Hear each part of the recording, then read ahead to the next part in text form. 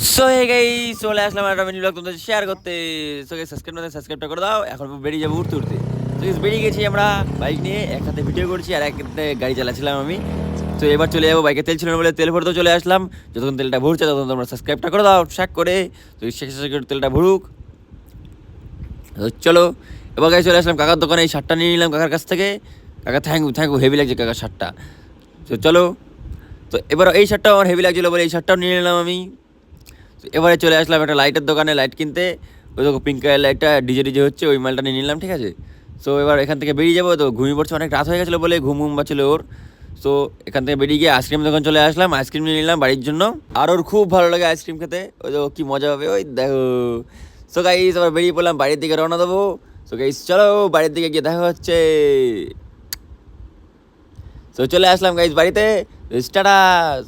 Tata, subscribe করে দাও। Tata tata tata tata.